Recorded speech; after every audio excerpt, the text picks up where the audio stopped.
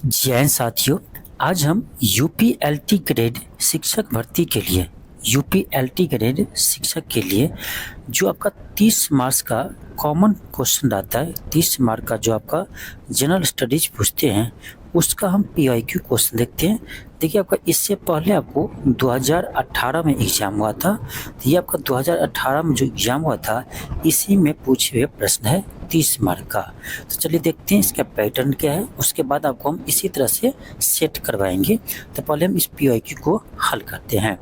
देखिए, क्वेश्चन पूछा गया था आपका, इसमें क्वेश्चन पहला है, क्वेश्चन आपका है कि निम्नलिखित में से किस ग्रंथ में कहा गया है कि वे जो संस्कृत भाषा शुद्ध नहीं बोल सकते थे उन्हें मलेच्छ कहा जाता था। क्वेश्चन यह कह रहा है कि किस ग्रंथ में कहा गया है कि वे जो संस्कृत भाषा शुद्ध नहीं बोल सकते थे उन्हें मलेच्छ कहा जाता था। यह कहा आपका शतपथ ब्राह्मण में। ठीक है, शतपथ ब्राह्मण ग्रंथ में कहा गया है कि जो व्यक्ति संस्कृत भाषा को शुद्ध रूप से नहीं बोल सकते थे उसे मलेच्छ कहा जाता था। तो आपका ऑप्शन डी होगा। अब देखिए, अगला क्वेश्चन जो आपको पूछा गया है, इसमें आपको मैच करना है। ठीक है, इसमें सूची 1 में दिया है राजा का नाम और सूची 2 में दिया उनकी पत्नियों का नाम। ठीक है, ए में आपका है चंद्रगुप्त प्रथम। तो चंद्रगुप्त प्रथम की पत्नी कौन थी? तो चंद्रगुप्त प्रथम की पत्नी थी आपका कुमारी देवी। तो ए का 3 होगा। ठीक है, ए का 3 होगा। फिर आपका है समुद्रगुप्त। तो समुद्रगुप्त की पत्नी थी दया देवी। फिर आपका है चंद्रगुप्त द्वितीय की पत्नी थी आपका कुबेर नागा। फिर आपका है कुमारगुप्त प्रथम। तो कुमारगुप्त प्रथम की पत्नी थी अनंत देवी। तो इसमें मैच करेंगे हम, तो मेरा ऑप्शन नंबर सी आ जाएगा। ए का 3, बी का 1, सी का 2 और डी का 4। ऑप्शन क्या आएगा? ऑप्शन सी आएगा। चलिए आगे देखते हैं और भी क्वेश्चन आपका थर्ड है। क्वेश्चन थर्ड है कि अर्थशास्त्र पुस्तक के संदर्भ में निम्नलिखित में से कौन सा कथन सही है? आपको पता होगा अर्थशास्त्र पुस्तक के लेखक कौन है? कौटिल्य है, जिसे हम चाणक्य कहते हैं। ठीक है, कौटिल्य है जिसे चाणक्य कहते हैं, और चाणक्य की सहायता से ही चंद्रगुप्त मौर्य ने मौर्य वंश का स्थापना किया था। तो इसी अर्थशास्त्र पुस्तक के बारे में आपसे पूछ रहा है। यह भारतीय राज शासन के संबंध में उपलब्ध प्राचीनतम उत्कृष्ट रचना है। बिल्कुल सही है। सेकंड कर, इस पुस्तक में मौर्य प्रशासन, इन मौर्य साम्राज्य और शासन तंत्र का कोई उल्लेख नहीं मिलता है, जो गलत है। देखिए, अर्थशास्त्र में आपका मौर्य प्रशासन का उल्लेख मिलता है। ठीक है, मौर्य शासन तंत्र का उल्लेख मिलता है।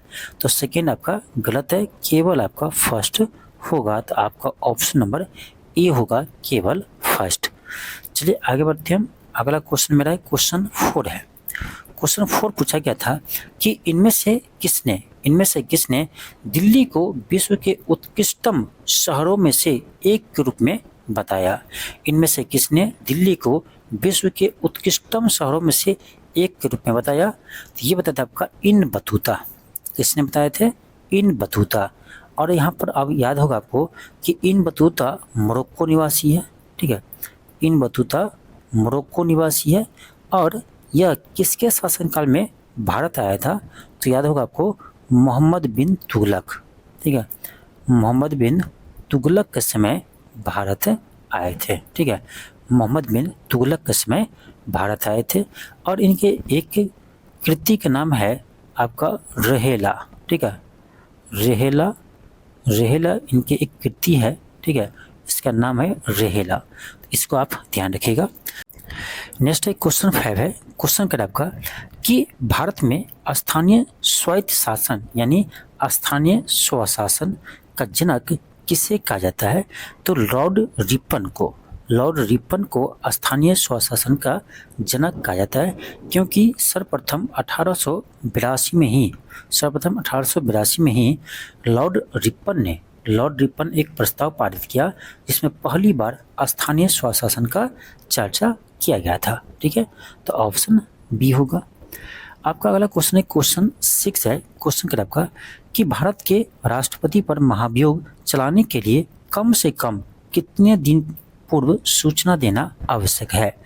तो देखो, भारत के राष्ट्रपति पर महाभियोग चलाने से पूर्व कम से कम 14 दिन पहले सूचना देना अनिवार्य है। और इस जो 14 दिन पहले जो सूचना देते हैं ना, उसमें लिखित रूप से आपको जब राष्ट्रपति पर महाभियोग लगाते हैं तो उस पर लिखित रूप से 1/4 सदस्य, यानी जिस सदन में महाभियोग लगाएंगे, प्रस्ताव लाएंगे, तो उसके 1/4 सदस्य का उस पर पहले साइन होना चाहिए, तभी आप महाभियोग का प्रस्ताव ला सकते हैं। और इसका उल्लेख जो है आपको याद रखिएगा आर्टिकल 61 में, ठीक है, अनुच्छेद 61 में आपका महाभियोग प्रक्रिया का उल्लेख है, ठीक है। राष्ट्रपति पर महाभियोग प्रक्रिया का उल्लेख अनुच्छेद 61 में है, इसको आप ध्यान रखिएगा। चलिए हम आगे बढ़ते हैं। क्वेश्चन आपका 7 है। क्वेश्चन 7 आपका है कि भारत में किसी राज्य के राज्यपाल को पद और गोपनीयता की शपथ कौन दिलाता है। यानी प्रश्न आपसे ये पूछ रहा है कि राज्यपाल को शपथ कौन दिलाता है।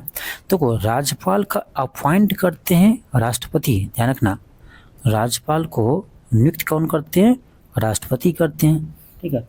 लेकिन शपथ दिलाते हैं उस राज्य के उच्च न्यायालय के मुख्य न्यायाधीश, ठीक है।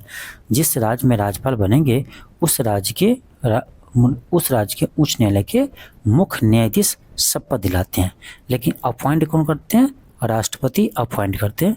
इस बात को आप ध्यान रखिएगा। चलिए आगे बढ़ते हैं। क्वेश्चन आपका 8 है। क्वेश्चन 8 है कि हमारे संविधान के किस भाग में पंचायती राज्य के तीनों सोपानों की व्यवस्था का विवेचन किया गया है। यानी सिंपल प्रश्न पूछा जाए तो पूछ रहा है पंचायती राज व्यवस्था का किस भाग में उल्लेख है। तो भाग 9 में पंचायती राज व्यवस्था का उल्लेख है, भाग 9 में है। यदि अनुसूची पूछे तो 11वीं अनुसूची होगा, ठीक है।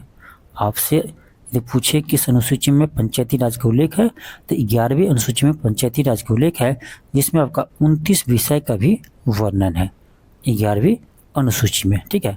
तो ऑप्शन क्या होगा, ऑप्शन आपका ई होगा, ऑप्शन ई होगा।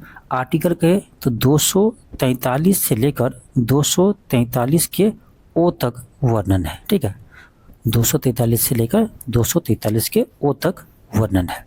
चलिए आगे हम बढ़ते हैं। क्वेश्चन हमारा 9 है। क्वेश्चन है कि निम्नलिखित में से किस राज्य में तेल शोधशाला नहीं है।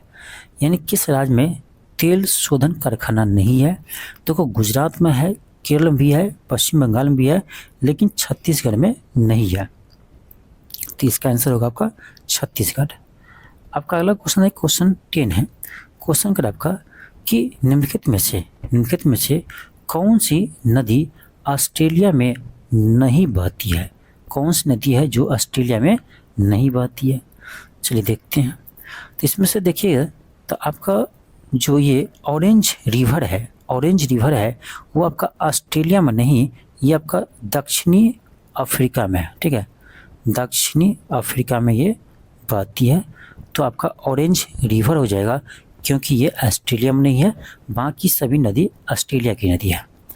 चलिए आगे बढ़ते हैं। क्वेश्चन आपका 11 है। क्वेश्चन 11 कर आपका कि निम्नलिखित में से किस राज्य में 2011 की जनगणना में जनसंख्या का ह्रास अभिलिखित हुआ है।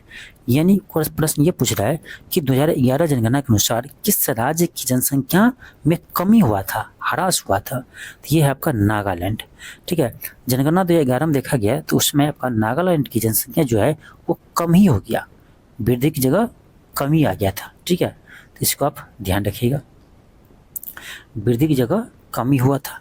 यदि पूछे कितना परसेंट कमी हुआ था तो -0.58%। माइनस तो ये आपको दिखा रहा है कि कमी हुआ है, इसलिए माइनस लगा हुआ है, ठीक है। तो 0.58% कमी हुआ है नागालैंड की जनसंख्या। ऑप्शन सी होगा। आपका अगला क्वेश्चन है, क्वेश्चन 12 है। क्वेश्चन कर आपका कि माल्थस के अनुसार निम्नलिखित में से कौन सा उपाय जनसंख्या नियंत्रण में सर्वाधिक प्रभावी है। अब देखिए माल्थस के अनुसार कहा जाए तो माल्थस के अनुसार है युद्ध, ठीक है, ऑप्शन नंबर ए होगा। चलिए आगे बढ़ते हैं। क्वेश्चन आपका 13 है। क्वेश्चन कर आपका कि निम्नलिखित में से कौन सा एक जीवोम नहीं है। इनमें से कौन सा एक जीवोम नहीं है, यानी बायोम नहीं है। कौन सा जो है वो बायोम नहीं है। देखो रेगिस्तान है, घास का मैदान होगा, टुंड्रा होगा, लेकिन ये आपका इकोसिस्टम जो है, पारिस्थितिकी तंत्र, ये आपका जीवोम का उदाहरण नहीं है। देखो जीवोम होता है बहुत विस्तृत क्षेत्र, ठीक है, तो आपका ऑप्शन सी होगा। आपका अगला क्वेश्चन है, क्वेश्चन आपका 14 है। क्वेश्चन कर आपका कि Dudhwa national park, Dudhwa national park निम्नलिखित में से किस राज्य में स्थित है। तो ये है आपका उत्तर प्रदेश में। दुधवा नेशनल पार्क कहाँ पर है, उत्तर प्रदेश में, ऑप्शन डी होगा। अब आपका अगला क्वेश्चन है, क्वेश्चन 15 है। देखिए ये क्वेश्चन उस समय का करेंट अफेयर का क्वेश्चन है, ठीक है, इस समय का करेंट अफेयर का प्रश्न है। ये आपका 2018 में एग्जाम हुआ है, तो उस समय का है। लेकिन क्वेश्चन है राष्ट्रीय परिवार स्वास्थ्य सर्वेक्षण के चतुर्थ चक्रण, यानी अभी हम लोग जो पढ़े थे NFHS5, ये 4 पूछ रहा है, ठीक है, ये कौन सा है, ये आपका 4 वाला रिपोर्ट है।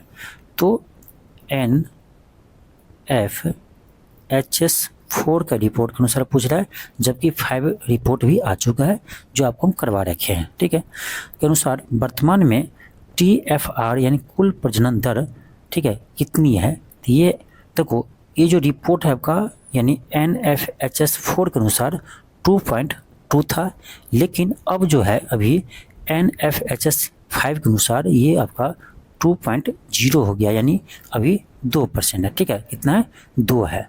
तो 2.2 नहीं है, अभी कितना है, 2 है। तो ये पुराना डाटा है, तो इसका तो आंसर भले ही ए होगा, लेकिन हम इसको याद नहीं रखेंगे। अभी हम नया डाटा याद रखेंगे। NFHS5 के रिपोर्ट के अनुसार ये आपका 2.0 है, ठीक है, इसको ध्यान रखिए। चलिए अगला देखते हैं क्वेश्चन क्या है। अगला क्वेश्चन है क्वेश्चन 16। क्वेश्चन कर आपका कि निम्नलिखित जनगणना वर्षों में से किसे भारत में महाविभाजन वर्ष के रूप में जाना जाता है। देखिए ये जानते हैं आपका 2000 करते हैं 1921 को। 1921 को हम महाविभाजन वर्ष के रूप में जाने जाते हैं। क्यों? क्योंकि देखिए 1911 से 1921 के बीच में देखा गया तो उसमें जनसंख्या ना कम हो गया था, ठीक है, जनसंख्या में वृद्धि की जगह क्या हुआ था, तो उसमें जनसंख्या में कमी आ गया था, ठीक है, इसीलिए 1921 को महाविभाजन वर्ष कहा जाता है, ठीक है, तो आपका ऑप्शन बी होगा। आपका अगला क्वेश्चन है क्वेश्चन 17। क्वेश्चन 17 क्वेश्चन कर आपका कि SRO विधि संबंधित है। SRO विधि संबंधित है, ये है आपका धान से, ठीक है, ऑप्शन नंबर डी होगा, ठीक है। SRO विधि जो है वो आपका धान से संबंधित है, चावल भी कह सकते हैं, ठीक है। तो उसमें होता क्या है, उसमें पानी और अच्छे बीज का उपयोग करके चावल के उत्पादन को बढ़ाते हैं। आपका अगला क्वेश्चन है क्वेश्चन नंबर 18 है। क्वेश्चन 18 देखिए क्या कर रहा है, कर आपका निम्नलिखित में से कौन सा युग्म सही सुमेलित नहीं है। कौन सा युग्म सही सुमेलित नहीं है। फसल है, इधर कीट है, मूंगफली, चना, धान, मक्का। देखिए इसमें देखा जाए तो आपका ऑप्शन ए जो है वो गलत है, बाकी आपका सही है। तो देखो ये जो मूंगफली है इसमें आपका फली छेदक कीट नहीं होते हैं, ठीक है, तो ये आपका नहीं होगा, बाकी सभी सही है। क्वेश्चन आपका 19 है। अब देखिए क्वेश्चन 19 क्या है, कर आपका कि मक्का, आलू, मूंग के फसल चक्र की सघनता है। अब देखिए फसल चक्र की सघनता निकालने का एक फार्मूला होता है, ठीक है, फसल चक्र की सघनता निकालने की एक फार्मूला होता है, उसको आप ध्यान रखिएगा। कैसे निकालेंगे, तो सिंपल देखिए कि कितने फसल एक वर्ष में उगाए जाते हैं। तो यहाँ पर 3 फसल दिया है, मक्का, आलू, मूंग, तो 3 फसल है तो 3 ऊपर लेंगे, और एक साल में फसल चक्र होता है तो बटे 1 करेंगे, गुने 100 कर देंगे। तो तो यहाँ से आपका आ जाएगा 300%। ठीक है, फसल यहाँ पर फसल चक्र सघनता कितना होगा, 300% होगा, तो ऑप्शन आपका डी होगा। ठीक है, अब मान लो यहाँ पर 2 ही फसल रहता। ठीक है, 2 ही फसल रहता तो 2 फसल एक साल में उगाया जाएगा, तो 2/1 करेंगे गुने 100 करेंगे, तब उसका कितना जगह फसल संघनता तो होगा 200%। ठीक है, तो ऐसे आप याद करिए, ऐसे आप निकाल सकते हैं। ठीक है, बस फार्मूला ध्यान रखना है फसल संगणना की, जितनी फसल होगा। ठीक है, जैसे एक साल में यदि 4 रहता है, 4 देते ऊपर, एक साल में फसल चक्र हो रहा था, एक साल बट्टे में करेंगे गुने 100 कर देंगे। ठीक है, यदि एक साल में 4 फसल उगाएंगे ना, इसकी फसल संगणना क्या होगा, फसल चक्र की संगणना क्या होगा, 400% होगा। यहाँ 3 फसल उगा रहे थे, 3 फसल एक साल में गुने 100, तो यहाँ 300% आया था। ठीक है, बस फार्मूला ध्यान रखिए। आपका अगला क्वेश्चन है क्वेश्चन 20 है। क्वेश्चन कर आपका कि निम्नलिखित में से कौन सा युग्म सही सुमेलित नहीं है। तो देखो फर्स्ट में आपका है मूंगफली, इधर इसका प्रजाति दिया, किस्म दिया है कौशल, तो ये मूंगफली की किस्म नहीं है कौशल। ठीक है, बाकी सरसों का वरदान एक किस्म है। ठीक है, अलसी का ये है, चना का ये है। ठीक है, बाकी सब सही है, आपका ऑप्शन ए जो है वो सही नहीं है। चलिए आगे बढ़ते हैं हम। क्वेश्चन आपका 21 है। क्वेश्चन कर आपका कि निम्नलिखित में से कौन सा रोग का प्रतिजैविक द्वारा निदान नहीं किया जा सकता है। प्रतिजैविक मतलब एंटीबायोटिक। ठीक है, एंटीबायोटिक से कौन जो है वो सही नहीं होगा। तो वो एंटीबायोटिक से ना, एंटीबायोटिक में देखो जो रोग यानी बैक्टीरिया के द्वारा, जो रोग जो है वो बैक्टीरिया के द्वारा होता है, उसका ही कंट्रोल आपका एंटीबायोटिक द्वारा हो सकता है। ठीक है, तो इसमें देखिए क्षय रोग ये होता है बैक्टीरिया से, टेटनस बैक्टीरिया से, हैजा बैक्टीरिया से, लेकिन यह है खसरा, ये आपका वायरस से रोग होता है ये। ठीक है, वायरस से होता है। ठीक है, इसीलिए इसको जो है कंट्रोल या निदान जो है एंटीबायोटिक नहीं कर सकता। तो आपका ऑप्शन नंबर सी होगा, खसरा। आपका अगला क्वेश्चन क्वेश्चन 22 है।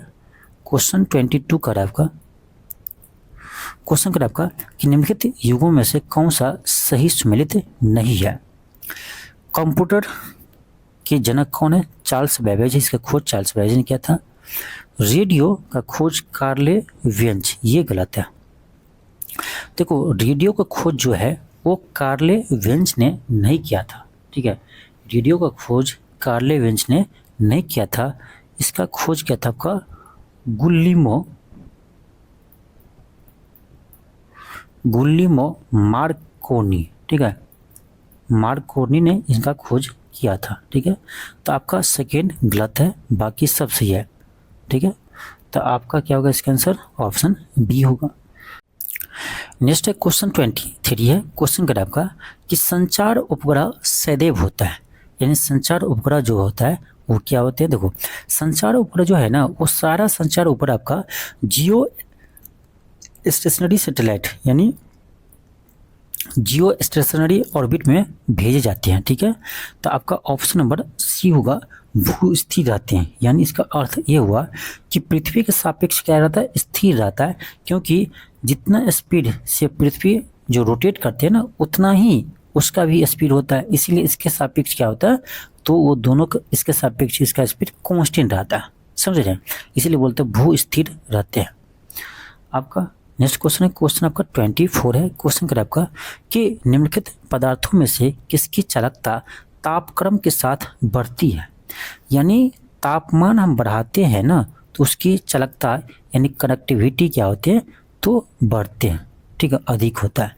अब देखो हम लोग पढ़े हैं, ठीक है, हम लोग पढ़ते हैं कि देखो तापमान बढ़ाते हैं ना, तापमान बढ़ाते हैं तो रेजिस्टेंस बढ़ता है। ये किसका, तो ये बढ़ता है आपको धातु का, यानी चालक का।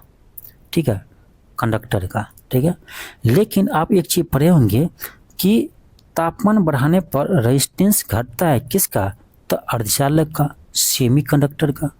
ठीक है, तो यहीं से रिलेटेड है। अब रेजिस्टेंस कम होगा यानी प्रतिरोध कम होगा, तो कनेक्टिविटी क्या होगा, ज़्यादा होगा। तो तापमान बढ़ाते हैं तो अर्धचालक का कनेक्टिविटी क्या होता है, बढ़ता है। ठीक है, इसका कनेक्टिविटी क्या होता है, बढ़ता है। किसका, अर्धचालक का। ठीक है, चालक में क्या होता है, चालक में तापमान बढ़ाते हैं तो रेजिस्टेंस बढ़ता है, प्रतिरोध बढ़ता है, और इसी कारण से तापमान बढ़ाते हैं तो इसका कंडक्टिविटी जो होता है, चालकता, वो क्या होता है, कम होता है।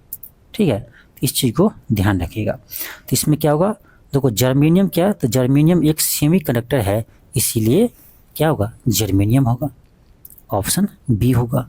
तो एक चीज़ यहाँ पर ध्यान रखिएगा, एक चीज़ ध्यान रखिएगा कि कंडक्टर में, ठीक है, कंडक्टर में क्या होता है कि तापमान हम जैसे बढ़ाएंगे वैसे ही क्या होता है, रेजिस्टेंस बढ़ता है, प्रतिरोध बढ़ता है। जब प्रतिरोध बढ़ेगा इसका मतलब है इलेक्ट्रॉन का जो स्पीड होगा उसको रोकेगा। अब इलेक्ट्रॉन कम प्रवाहित होगा, इसका मतलब है विद्युत धारा कम प्रवाहित होगा, इसका मतलब है इसका कंडक्टिविटी क्या होगा, तो कम होगा। ठीक है, कनेक्टिविटी क्या होगा, कम होगा। अब दूसरी चीज़ ध्यान रखिएगा, यही सेमी कंडक्टर में, ठीक है,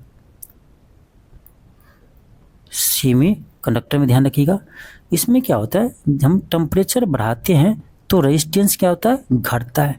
अब जब प्रतिरोध कम होगा तो उसका मतलब उस समय इलेक्ट्रॉन का स्पीड क्या होगा, बढ़ जाएगा, रोकने वाले कम होगा तो आगे बढ़ेगा।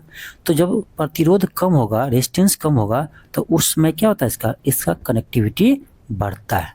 ठीक है, तो बस ऐसे ही ध्यान रखिए, कभी नहीं भूलिएगा। ठीक है, चलिए आपका अगला क्वेश्चन है, अब आपका मैथ का क्वेश्चन 25।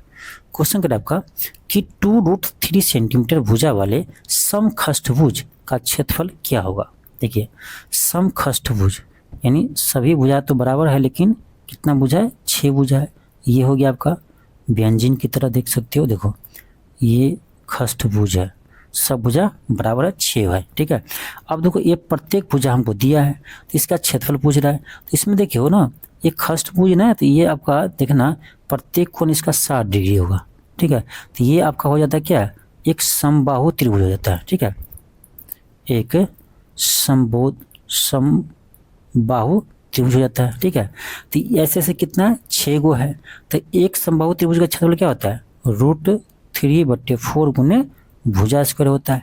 ऐसा ऐसा यहाँ पर कितना त्रिभुज है, तो ऐसे ऐसा 6 त्रिभुज है, तो इसी को हम 6 से गुना कर देंगे तो इस त्रिभुज का आपका, त्रिभुज कहते हैं, ये आपका खष्टभुज का क्षेत्रफल आ जाएगा। तो कितना आएगा, तो आपका आएगा √3/4 गुने भुजा स्क्वायर। भुजा आपका कितना 2√3 का स्क्वायर गुने 6 कर देंगे, यहाँ से आपका आ जाएगा √3/4, इसका 2 दूनी 4 होगा, और √3 का 3 आएगा बाहर, ये 6 है, ये 4 से 4 कट जाएगा, आपका आएगा कितना, तो 6×3 18√3, 18√3 किसमें, ऑप्शन नंबर डी में है। तो क्या होगा, 18√3 सेंटीमीटर स्क्वायर होगा। चलिए अगला क्वेश्चन देखते हैं। मेरा अगला क्वेश्चन है क्वेश्चन 26 है। क्वेश्चन यहाँ पे देखिए क्या दिया है, यहाँ पर दिया हमको 2x + 2/x = 3 दिया है, हमें इसका मान पूछ रहा है। तो यहाँ पर क्या करना ना, पहले 2 कॉमन कर लो, तो यहाँ से आएगा आपका x + 1/x = 3 आएगा। तो यहाँ से हम देखेंगे कि तो आपका x + 1/x = कितना आएगा, 3/2, 2 इधर जाएगा। ठीक है, 3/2। अब देखिए हमको क्या चाहिए, हमें चाहिए x³ + 1/x³ + 2, तो +2 करिएगा बाद में, पहले इसका मान निकाल लीजिए। ठीक है, तो एक चीज़ आप लोग बेसिक जानते होंगे कि x + 1/x का मान यदि a है ना, तो x³ + 1/x³ का मान होता है आपका a³ - 3 है। ऐसे ये निकाल भी सकते हो डेराइव करके। ठीक है, तो a³ - 3 होता है, तो a³ - 3 है, इसका मान हो गया। ठीक है, हमको मान किसका चाहिए, तो इसमें भी +2 जोड़ना पड़ेगा ना, क्योंकि x³ + 1/x³ + 2 है, इसका मान चाहिए। तो हमको फाइनली चाहिए क्या, तो हमको फाइनली चाहिए a³ - 3a + 2, इसका मान चाहिए। ठीक है, तो अब बस एक जगह क्या रखेंगे, एक जगह यहाँ दिया हुआ कितना 3/2, तो एक जगह 3/2 रखिए, बस हो गया। 3/2 है तो इसका क्यू होगा, ये 3/2 प्लस 2, यहाँ करेंगे आपका 3 तिया 9 तिया 27, 3 तिया 9 तिया 27 बटे 8 माइनस 3 तिया 9 प्लस 2, यहाँ से आप भिन्न जोड़ कीजिए, भिन्न घटाव कीजिए, 8 आएगा, तो यहाँ आपका आएगा 27 माइनस 2 चौका, तो आपका आएगा 2 9 चौक 36 प्लस 8 दूनी 16, ठीक है। यहाँ से देख लीजिए कितना आएगा, तो आपका आ जाएगा 36 में से 27 में से 36 आपका बचेगा कितना, यहाँ बचेगा 3 9 9 16 में से 9 गया तो बचेगा कितना 7, तो फाइनली आपका आ जाएगा 7/8, 7/8 फाइनली आपका आ जाएगा ऑप्शन नंबर डी होगा, ठीक है, ऑप्शन डी होगा। चलिए अगला क्वेश्चन देखते हैं। क्वेश्चन 27 है, क्वेश्चन 27 है, यदि द्विघाती समीकरण इतना का एक मूल्य 2 है तो दूसरा मूल्य क्या होगा। सिंपल है, देखो आप जानते होंगे कि द्विघात समीकरण का यानी दोनों मूल्यों का गुणनफल क्या होता है, अल्फा इंटू बीटा c/a होता है। तो यहाँ c की जगह कांस्टेंट टर्म होना क्या है 4 है, एक जगह कितना है 2 है, तो 4/2 2 आ गया। इसमें एक मूल्य दिया है तो अल्फा मान लो 2 दिया है, तो हमें यहाँ से बीटा नहीं निकलेगा, यहाँ से काट दो, तो यहाँ से बीटा का मान कितना आ रहा है 1 आ रहा है, तो दूसरा मूल्य क्या होगा 1 होगा। किस ऑप्शन में है, ऑप्शन आपका सी में है, ऑप्शन सी में है। चलिए अगला क्वेश्चन देखते हैं। क्वेश्चन 28 है, क्वेश्चन क्या आपका कि मई 2018 में किस राज्य में सैन्य अभ्यास विजय प्रहार संपन्न हुआ है। देखिए इसका आंसर से मतलब नहीं है, लेकिन किस टाइप का करंट अफेयर पूछे गए हैं वो तो देख सकते हैं, ठीक है। तो ये क्वेश्चन के अकॉर्डिंग इसका आंसर होगा राजस्थान, ठीक है। तो ये क्वेश्चन पूछा गया था 2018 में। फिर आपका क्वेश्चन 29 है, उस समय देखो राष्ट्रमंडल खेल हुआ था गोल्ड कोस्ट में। यहाँ से क्वेश्चन पूछा है कि राष्ट्रमंडल खेल 2018 में बैडमिंटन का महिला एकल खिताब किसने जीता है, तो इसका होगा साइना नेहवाल, उस टाइम का क्वेश्चन है, ठीक है। तो आपका अगला क्वेश्चन देखो क्या पूछा है, फिर आपका 18 का ही करंट पूछा है, यानी जिस टाइम आपका एग्जाम हुआ था ना उसी ईयर का क्वेश्चन पूछा है। तो अभी आपका यदि एग्जाम 2025 में होगा तो ध्यान रखिएगा 2025 का ही करंट अफेयर आपका पूछा जाएगा, जैसे यहाँ पर पूछा गया है। 18 में एग्जाम हुआ था, 18 का करंट अफेयर पूछा गया है, ठीक है। तो इसीलिए हम क्वेश्चन को यहाँ पर दिखाया आपको। 13 में क्वेश्चन है कि विश्व प्रेस स्वतंत्रता सूचकांक 2018 में भारत की रैंक क्या है। अब 18 में रैंक क्या था उसको हमको अभी मतलब नहीं है, ठीक है, लेकिन फिर भी इसका आंसर 138 होगा उस यानी 2018 के अकॉर्डिंग, ठीक है। लेकिन आपको ये नहीं याद रखना है, आपको क्या याद रखना है, अभी वर्तमान में बताओ कि विश्व प्रेस स्वतंत्रता सूचकांक 2025 के अकॉर्डिंग। यही क्वेश्चन यदि आपका 2025 के अकॉर्डिंग पूछेगा तब बताओ भारत का रैंक क्या है। तो वर्तमान में अभी भारत का रैंक 151वां है, ठीक है, 151वां है, ठीक है। तो आपका तो अभी के अकॉर्डिंग ध्यान रखिए 151। तो ये था 30 क्वेश्चन जो आपका जीएस का पूछा गया था 2018 में, ठीक है। तो देखिए अभी आपका एग्जाम हो रहा है, तो अब इसी पैटर्न पर आपको हम ना 30 क्वेश्चन का सेट करवाएंगे, समय मिलेगा तो। और कमेंट बॉक्स में आप लोग कमेंट जरूर कीजिएगा यदि आपको ये क्लास चाहिए तो 30 नंबर का, ठीक है। आप लोग कमेंट कीजिएगा तो जरूर हम करवाएंगे, जिस पैटर्न पर ये क्वेश्चन पूछा गया उसी पैटर्न पर आपको करवाएंगे, ठीक है। तो वीडियो को शेयर कीजिए, जितना हो सके उतना शेयर कीजिए। चलिए मिलते हैं नेक्स्ट क्लास में, थैंक यू, धन्यवाद।